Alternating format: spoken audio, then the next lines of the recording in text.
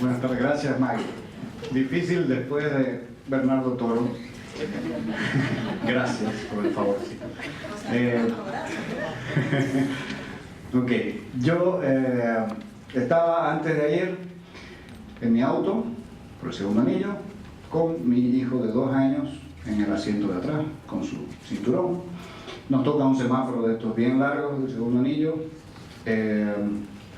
Y no sé cómo me doy cuenta que un personaje se baja de su movilidad furioso y empieza a agarrar a patadas a la movilidad que había delante.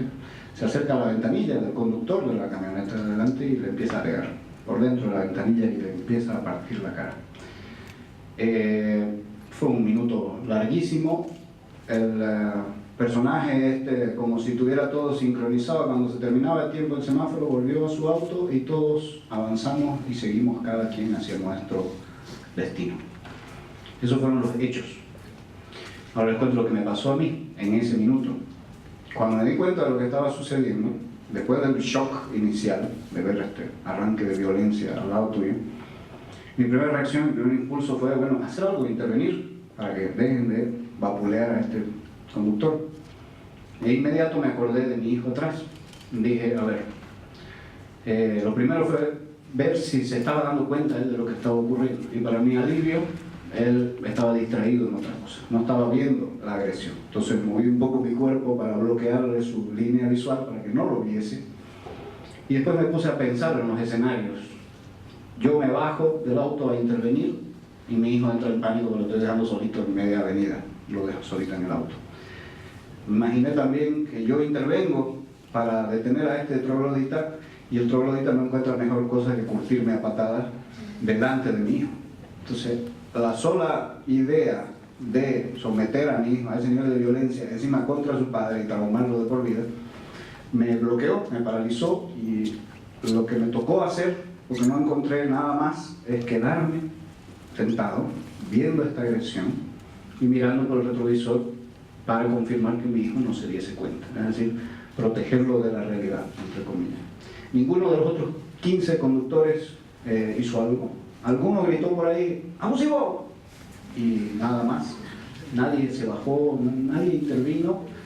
Y cuando el tipo volvía a su auto para avanzar, me di cuenta que era un taxista y de que en su taxi había una pasajera. La pasajera estaba, como yo, peor, absolutamente paralizada, pálida. Me miró a través mío y se fue con el troglodita. Me quedé pensando, obviamente, me estropeó el día del evento. Disimulé ante mi hijo, obviamente, cantamos y todo en el recorrido, pero adentro iba el nudo en la garganta. Perdón.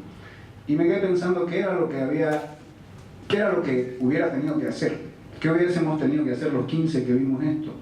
¿Por qué no lo hicimos? Me imaginé que cada uno de ellos tendría algún argumento y justificación, como la tenía yo, mi hijo. Me imagino que alguno también habrá disfrutado del espectáculo violento. Me imagino que algún otro habrá dicho, bueno, tenía merecido el de la camioneta que le partan la cara por lo que hizo. ¿Qué hizo? No tengo idea. Probablemente se metió en el carril que no le correspondía, es lo que se ve habitualmente. Y me quedé con esa angustia, me quedé pensando mucho en la pasajera. ¿Qué hubiera hecho si yo fuera pasajero de un taxi donde el troglodita se baja, le pega a alguien y vuelve? Yo creo que me hubiera bajado, digamos, ¿no? Pero uno nunca sabe cómo va a reaccionar, no sabe lo que tiene en la cabeza los demás. Y un poco este evento creo yo que más de alguno aquí lo ha vivido, lo ha presenciado. Algunos aquí también han recibido algún puñetazo irracional derivado de este nivel de convivencia que hemos ido construyendo en nuestra ciudad. Nuestra ciudad se vivía mejor antes, ¿ya? Esto no es una aseveración nostálgica, está basada en hechos y también en conversaciones de café, etc. Hace 20 años nuestra ciudad tenía más verde, nuestra ciudad no tenía tanta desigualdad y segregación, lo cual no quiere decir que no hubiera habido pobreza. Había más tiempo en nuestra ciudad y por lo tanto hemos ido perdiendo calidad de vida. Se vivía mejor en la Santa Cruz de hace 20 años, en la de hace 10, en la de hace 5. Y esa pérdida de calidad de vida es notoria, es medible, ¿no es cierto? Y no se ha detenido. Es más, se podría presumir que se acelera.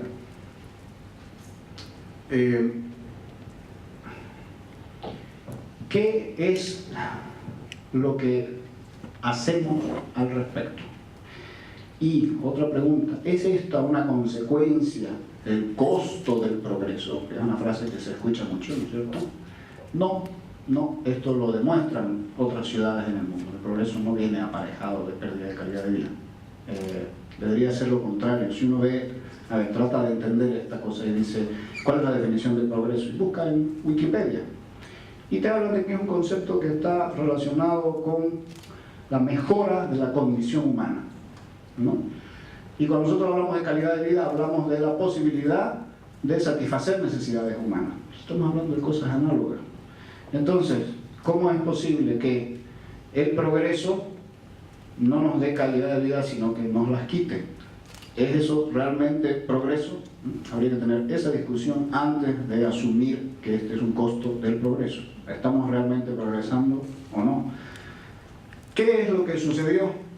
Hay, digamos, un montón de teoría al respecto, se ha estudiado este fenómeno, etc. Pero básicamente se puede decir que en Santa Cruz nos dormimos. Nos quedamos en la hamaca en una gran siesta, no nos preparamos para la migración y en lugar de convertirla en un potencial, recibirla para convertirnos en una Nueva York latinoamericana, pluricultural, la recibimos completamente a la defensiva, ¿no es cierto? Nos generamos las condiciones para que sea un potencial y la convertimos en un problema. No hemos invertido en capital social, nos hemos dormido en la hamaca. No hemos invertido en capital humano. Y no hemos invertido o no hemos construido institucionalidad, o no hemos cuidado la institucionalidad y hemos permitido que se vaya destruyendo. Entonces, todo este escenario, digamos, configura un poco esta ciudad de hoy. Y uno dice, bueno, ¿qué hacer? Porque hay una fuerte desazón en la ciudadanía, uno la percibe, un descontento, sobre todo enfocado a la clase política y al propio Estado, en todos sus niveles. Entonces uno dice, ok, ¿qué hacemos? La primera tentación, el primer impulso es decir, que se vayan todos, desde el funcionario más ínfimo hasta el de más arriba, que se vayan todos, clase política del Estado, desensamblemos todo, comencemos de nuevo. Después de esa catarsis, los sacamos a todos, ¿qué va a pasar? Viene más de lo mismo, porque si la materia prima, que somos nosotros, no cambia, el recambio va a ser más de lo mismo, ¿no es cierto? Entonces más de una catarsis no vamos a producir con el que se vayan todos. No es una manera de romper el círculo vicioso. Si esta degradación de las estructuras, vale decir, poder político, Estado, instituciones, etc., nos lleva a una degradación de la convivencia, vuelvo al ejemplo vial de los puñetazos.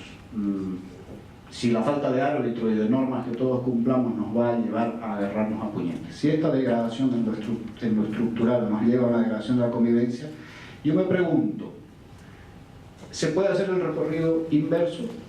Me explico, y explico de dónde diablos he sacado esta pregunta. Vi hace unos meses una charla TED, justamente, en la que un expositor decía, partía desde el conocimiento que existe de las ciencias, de que la mente es capaz de dictarle al cuerpo cómo se siente. La mente es capaz de hacer que nos duela algo, la mente solita, sin que nadie nos pinche, nos queme, ¿no es cierto? Le preguntaba a este expositor si es posible recorrer el sentido inverso, si es posible que el cuerpo le diga a la mente cómo sentirse. Y demostró con experimentación que sí. Específicamente, sus experimentos demostraban que con 2 minutos apenas de adoptar una cierta postura corporal y unas ciertas expresiones, se puede hacer que la mente entre en un estado distinto. Él lo probaba para entrar a un examen o una entrevista de trabajo o algo, que les iba mucho mejor a quienes 2 minutos se habían sentado en un sillón como si fueran los jefes, así bien despatarrados, y les iba mejor. Su mente se sintonizaba en otra onda y funcionaba mejor. Entonces, si eso se puede hacer al revés, yo vuelvo a preguntarme si a través de una intervención intensiva, agresiva, permanente en la convivencia urbana, se puede incidir de manera benigna en las propias estructuras. Responder eso no se puede salvo teorizando o salvo poniendo en práctica una serie de cosas, que es lo que se está intentando hacer, es lo que quiero comentar.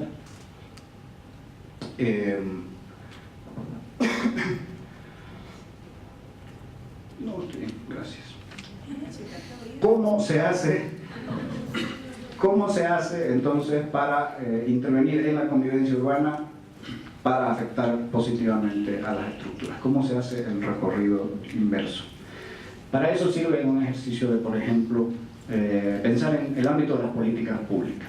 Es sabido, estudiado, reconocido y recontracomprobado que cuando la sociedad civil organizada participa con el Estado en todas las fases de una política pública, vale decir, en la identificación de su necesidad, del problema, en su diseño, en su implementación, en su monitoreo, la potencia de lo que hace el Estado se eleva, es decir, respecto a si el Estado lo hubiera hecho solito. Un ejemplo muy local, si por ejemplo el gobierno de la ciudad decide hacer un teatro para 3.000 personas, no le avisa a nadie, sino que nos sale con la sorpresa de voy a hacer un teatro para 3.000 personas en este parque urbano. Se gana un montón de dolores de cabeza. Los ambientalistas van a decir, ¿cómo pues en el parque urbano? Los arquitectos van a decir, Vico, ¿por qué no hicieron un concurso de proyectos para elegir el mejor proyecto? Los gestores culturales dirán, qué bien, pero si nos hubieran preguntado, hubiéramos preferido 10 teatros pequeños en los distritos en lugar de uno grandote. Y entonces, perdemos todos. Pierde el poder público porque queda como justamente que no consulta, tiene que recular, tiene que gastar nuestra plata en trasladar 3 veces ese proyecto hasta que nadie se queje. Pierde la sociedad, ¿no es cierto?, porque no es escuchada. Y hagamos el ejercicio inverso, que hubiese pasado si para ese proyecto, desde la identificación de la necesidad, participa la sociedad civil y dice, hagamos esto, hagámoslo así. Todos se apropian de ese proyecto adquiere muchísima mayor fuerza, todos lo impulsan y lo apoyan, gana la sociedad, gana el propio poder público, porque queda como escuchando a la sociedad, eficaz, efectivo, etc. Entonces, eso un poquito nos da la pauta de que la idea no es tan loca de incidir en el sentido contrario como viene la corriente. El reto entonces, porque digamos, la ciudad hoy, nuestra ciudad hoy no es un bien público, tal como nos lo define nuestro amigo Bernardo Toro. Él lo define como aquello que nos conviene a todos para la dignidad de todos. Claramente nuestra ciudad hoy no nos conviene a todos por igual, conviene más a unos que a otros y no está propiciando la dignidad de todos, ni de lejos, ¿no? Entonces, hoy la ciudad no es un bien público. ¿Cómo construimos esa ciudad un bien público? Intentemos ese recorrido, incidir en las estructuras no como el mecanismo clásico de ir por la jerarquía de las estructuras, porque entonces habría que asumir el poder político y empezar a cambiar las cosas desde arriba, sino haciendo este recorrido inverso. El reto entonces sería utilizar la formación ciudadana para construir una ciudadanía que genere ese nivel de incidencia y movilice al propio aparato público. Para eso, la formación ciudadana definida como un proceso educativo permanente que busca elevar el nivel de cultura ciudadana. Esta entendida como un conjunto de hábitos, de comportamientos, de reglas mínimas, ¿no es cierto?, que posibiliten una mejor convivencia urbana, cuidado del patrimonio público y reconocimiento y cumplimiento de derechos y deberes, ¿no es cierto? Entonces, habría que jugar a convertir el propio proceso de formación ciudadana en un bien público, desde el punto de vista de que esté a igual acceso para todos y busque la dignidad para todos. ¿Se puede hacer eso? ¿Se puede convertir la formación ciudadana en tanto proceso en un bien público? Probablemente sí. Nosotros hemos conocido ejemplos desde los aparatos públicos en los que se han logrado mejoras en la calidad de vida muy notorias con procesos de formación ciudadana. Ahora la pregunta es, ¿se puede hacer desde la sociedad civil y no desde el Estado local o subregional, etcétera? Nosotros proponemos la revolución Gigote para alcanzar esto, para convertir el proceso de formación ciudadana en un bien público, apelando a el deseo íntimo de cada uno de nosotros de vivir mejor, apelando a actitudes individuales pequeñas en el ámbito de acción de cada uno, que se encadenen a otras actitudes pequeñas en el ámbito de acción de todos los demás, de manera de generar una corriente y una red de cambios de hábitos, ¿no es cierto?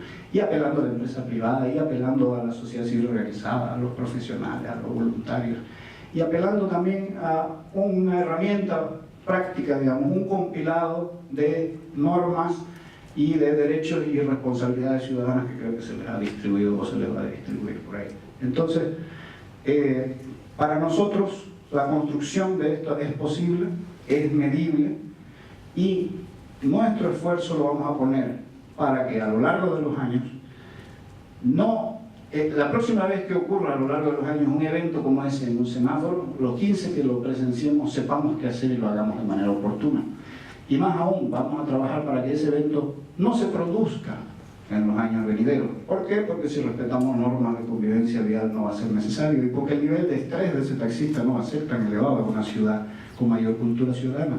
Y es más, vamos a trabajar para que ese taxista cambie de rubro, porque como la sociedad civil va a impulsar un sistema de transporte público tan genial, la gente ya no va a usar taxi.